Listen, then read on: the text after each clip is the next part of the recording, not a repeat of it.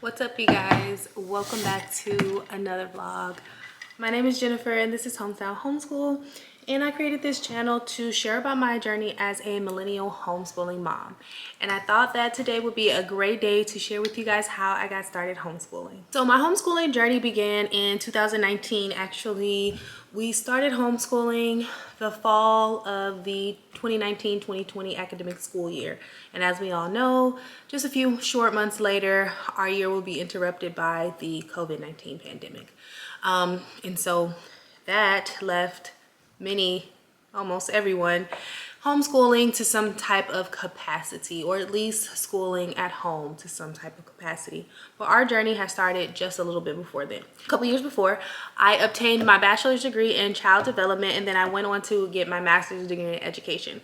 And I always wanted to be a teacher. I didn't necessarily plan on going on to get a master's degree, but I always wanted to be a elementary school teacher. And so I went on to begin my master's program, and I just really learned a lot. I learned a lot about the history of the education system, how it was designed, and how it essentially still operates today. And there were a lot of things that just made me feel very uneasy, not only about becoming a teacher in America, but also about having my kids in schools as well.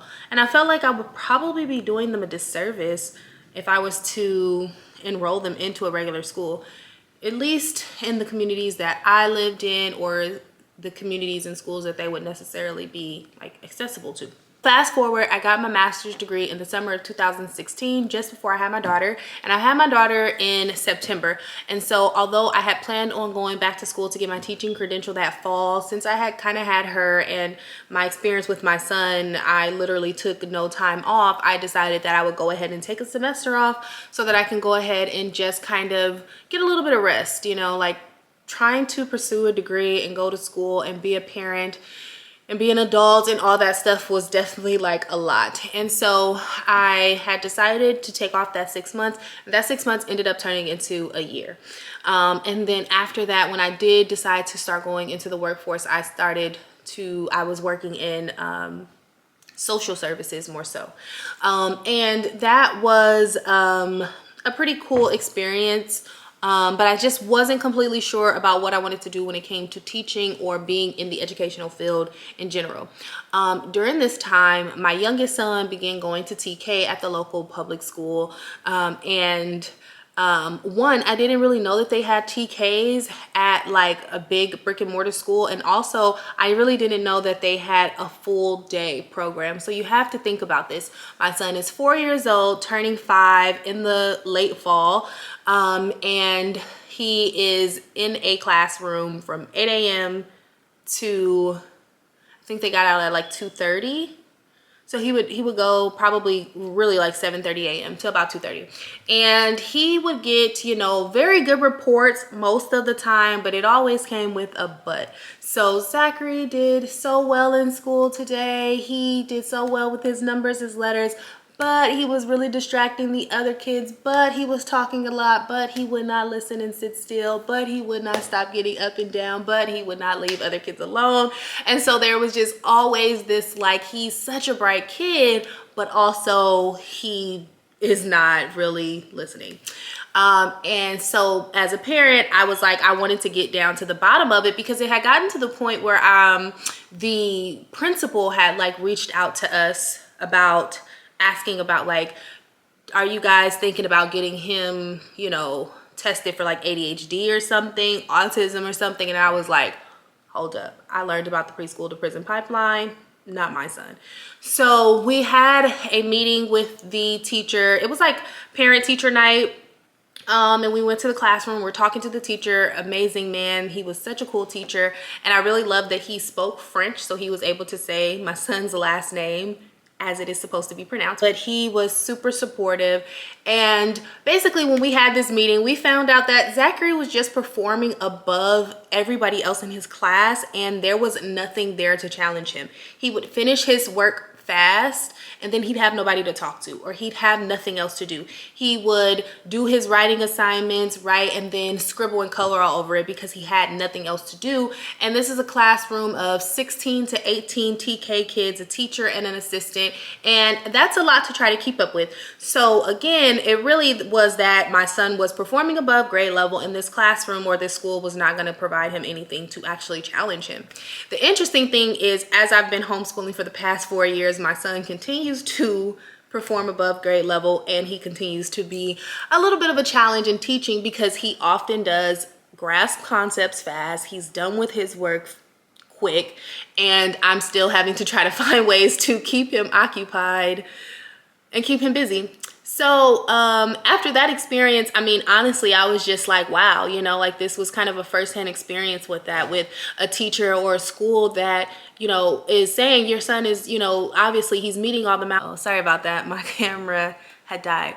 But anyway, that was essentially what we learned. Like, he was performing above level.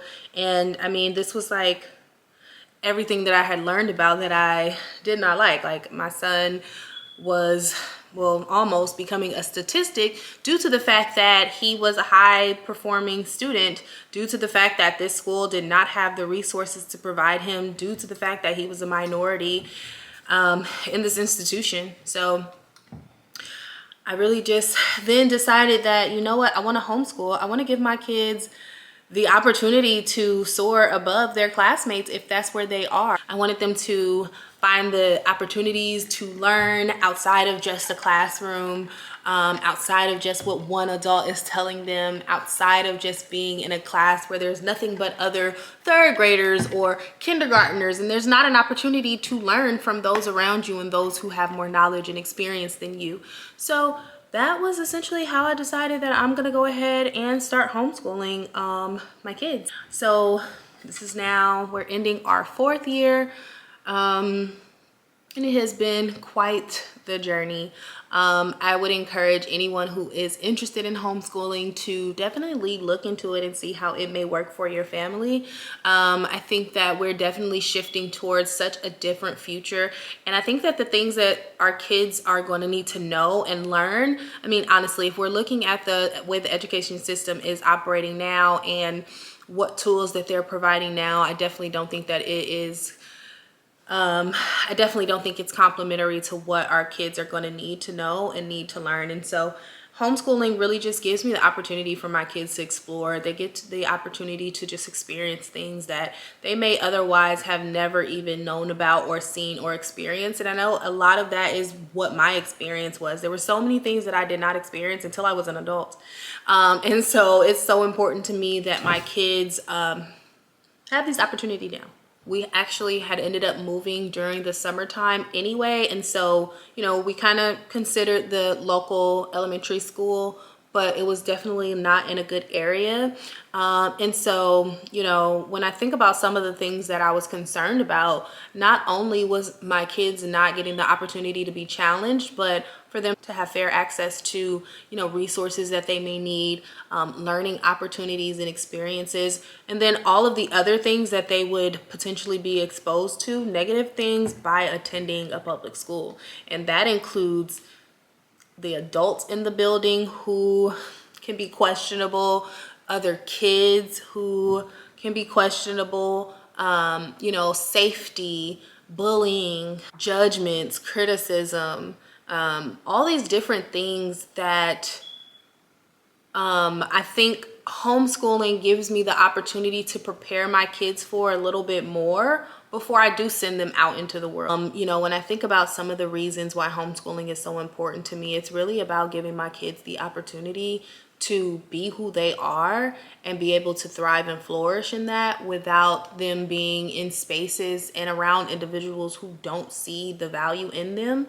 And so, for instance, again, like that principal kind of making that assumption and kind of putting that off on our son versus, you know, really being able to see what we were able to find out, that he is high achieving. And so the conversation should have been about how they could provide more resources and how we can help support him to continue to achieve on a high level. But unfortunately, that was not the case.